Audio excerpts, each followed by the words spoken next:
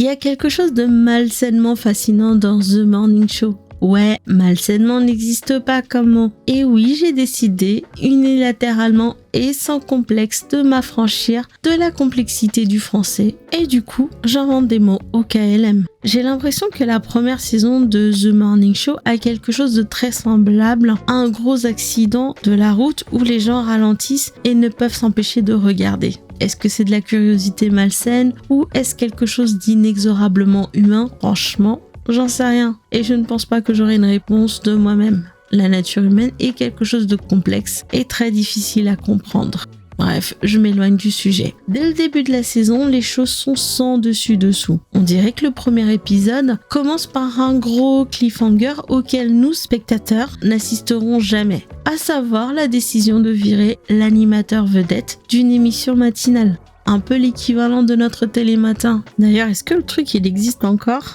Waouh, sacre bleu, l'émission existe encore. Mais qui l'eût cru quoi ?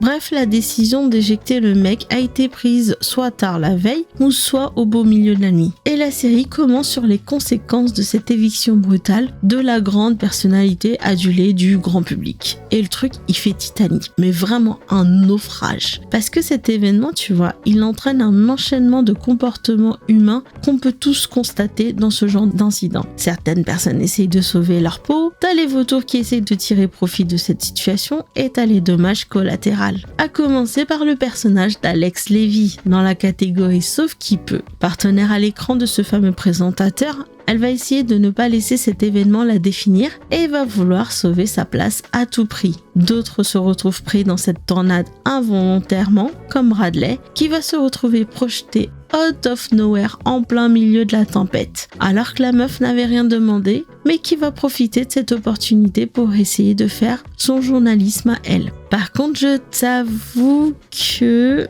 je ne comprends pas encore le personnage de Bradley. De prime abord, elle paraît comme quelqu'un de déterminé, pleine de convictions, intransigeante, mais je trouve qu'elle joue un peu trop facilement le jeu du morning show. Tu sais, le côté ah ah ah, hi hi hi, où elles disent les choses de façon un peu fake, tu vois. Et à ce niveau-là, je la trouve un peu contradictoire perso. Donc si t'as des explications qui peuvent m'aider à mieux la comprendre, je suis preneuse. Fais-toi plaisir, la section commentaires est là pour ça. Et tu as bien évidemment les opportunistes. Mia Jordan, qui réussit brillamment à améliorer sa position et à tirer son épingle du jeu en devenant la productrice de Bradley. Ou même Maggie Brenner qui va vouloir écrire sur ce naufrage qui fera date dans l'histoire de la chaîne.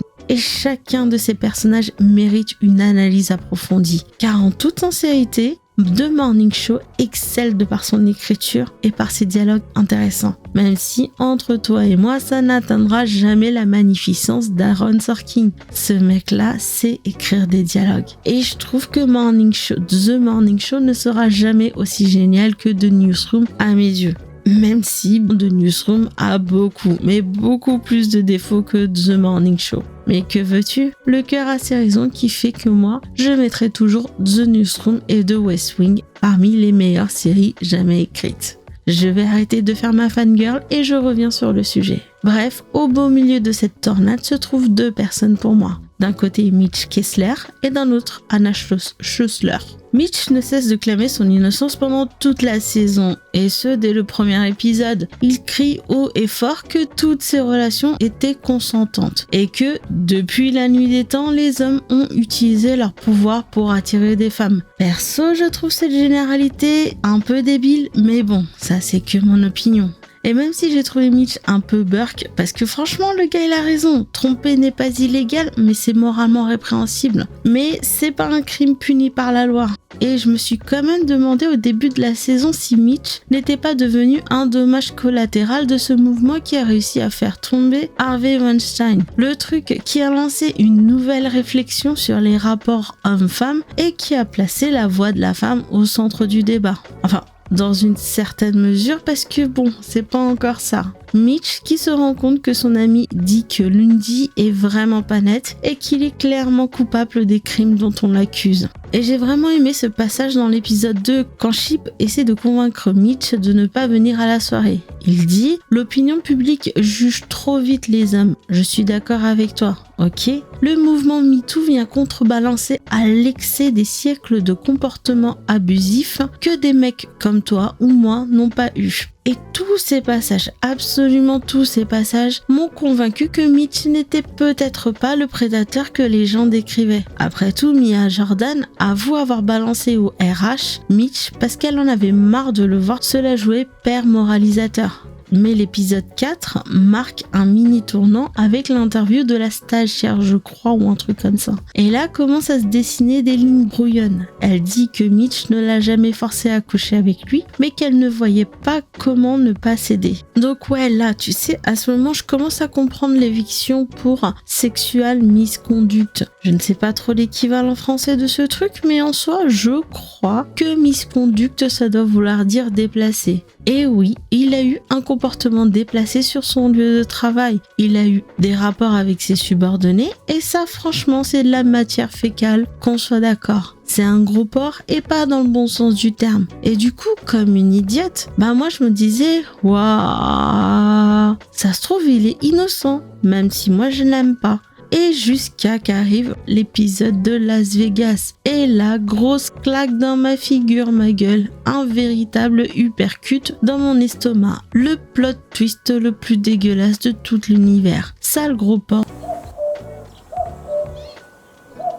Enfin bref quoi. Mais c'est une horreur. En vrai, franchement, je suis persuadée que cet épisode devrait être visionné par tout le monde. Mais vraiment, genre tout le monde, pour qu'on puisse comprendre le consentement. Au moins, avoir une idée que des fois, le consentement, c'est pas juste un silence, quoi. Je pense que ça n'aurait pas eu autant d'impact si jamais ce passage avait été compté. Et parce que ça démontre bien qu'il y a eu un viol silencieux où la victime avait été bloquée et n'avait pas clairement dit non ou fait un quelconque signe pour montrer son désaccord, genre se débattre ou quoi. Parce qu'Anna, elle a frisé. Elle a tout simplement frisé. Et si Mitch avait pris la peine de regarder Anna dans les yeux, il aurait compris qu'elle n'était pas consentante. Loin de là. Et ce mec est intelligent. Il l'a prouvé à plusieurs reprises au fil de la saison. Le mec, c'est un ancien modérateur d'un débat présidentiel et ancien correspondant de la Maison Blanche. Donc il a les compétences et l'intelligence pour comprendre la personne qui lui fait face. Et ce Mitch-là, c'est dit qu'elle s'est laissée faire, qu'elle a profité de cette nuit pour pouvoir obtenir un poste prisé, plus hiérarchisé, poste qu'elle aurait pu avoir. Mais bien des années plus tard, parce qu'en soi, Anna, elle est compétente. Et là, face palme de ouf.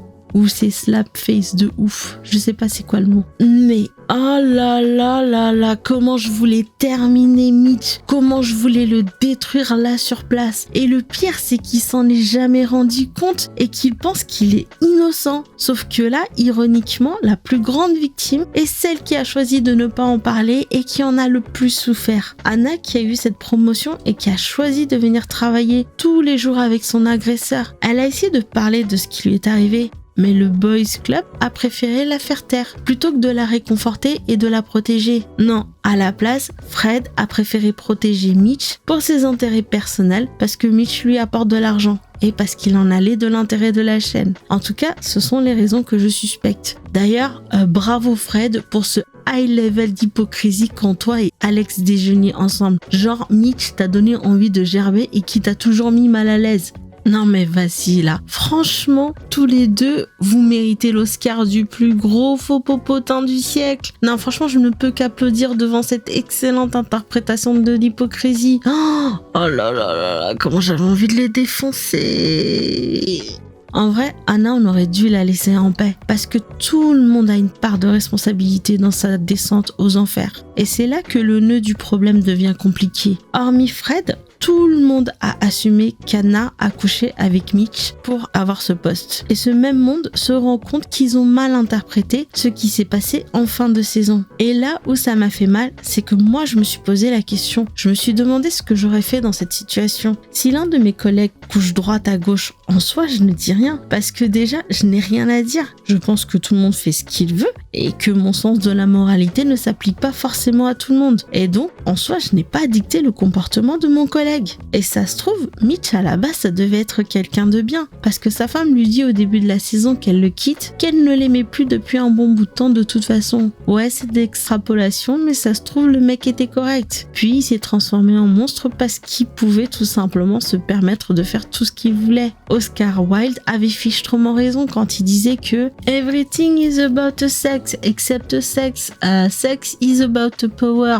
Le mec est probablement devenu un coureur de jupons simplement parce qu'il le pouvait. Encore une fois, je reste dans l'extrapolation. Hein. Et je pense que personne n'aurait pu empêcher ce qui était arrivé à Anna à Las Vegas parce que personne n'était aux alentours. Mais personne n'a envisagé un autre scénario qu'une promotion canapé. Et si ne serait-ce qu'une personne avait envisagé cela, est-ce qu'Anna aurait pu avoir un soutien émotionnel qui aurait peut-être pu l'aider à surmonter cette épreuve ? Je ne sais pas, mais en tout cas, j'ai ressenti une telle injustice pour ce personnage qui a été injustement jeté dans la fosse aux lions. Alors que moi, tout ce que je voulais lui faire, c'était un câlin. Même si elle m'aurait probablement rembarré comme Radley et qu'elle m'aurait dit « Tu crois qu'un câlin, ça règle les trucs ?» Non, un câlin, ça règle rien. Mais ça fait du bien à l'âme, Bradley. En tout cas, je le pense. Ouais, mais ça, c'est parce que j'aime bien faire des câlins aux gens que j'aime, même si ça ne sert à rien. Mais pour en revenir à nos moutons, la série montre qu'il y a une responsabilité partagée qui peut éviter ce genre de comportement déplacé. Si Fred avait fait quelque chose, si Alex avait confronté Mitch, si Chip avait creusé sur cette soudaine promotion,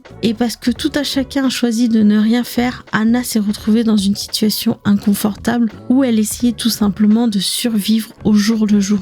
Et tout s'est précipité quand tout le monde s'est décidé à l'utiliser pour arriver à leur propre fin. Et je me suis posé la question du qu'aurais-je pu faire si j'étais dans la série ? Et que ferais-je dans la vie réelle si je me retrouve dans ce genre de situation ? Et je dois t'avouer que je n'ai toujours pas de réponse en soi. Mais ce que je me rends compte, c'est qu'on n'a pas fini de débattre sur ce sujet du consentement. Parce que même si le concept est simple, on a encore beaucoup à apprendre en tant qu'être humain. Bon, avec ça, j'ai oublié de te demander comment ça allait et si t'as passé une bonne semaine. J'espère sincèrement que tout se passe bien pour toi. Avant de se quitter, je veux juste te rajouter que ce sujet étant un sujet très clivant, les commentaires seront fortement modérés. D'ailleurs, pour cette vidéo et pour toutes les futures vidéos que je jugerai un peu sulfureux, parce qu'il y en aura quand même quelques-uns où mon opinion sera très tranchée et très à l'encontre de l'opinion globale. Je vérifierai tous les commentaires. Donc tous les commentaires que je jugerai haineux ou insultants, je les supprimerai et je bloquerai ces personnes tout simplement. Parce que je voudrais que l'espace commentaire soit un safe space pour que tout le monde puisse s'exprimer, même si c'est pour me contredire sur un point ou un autre.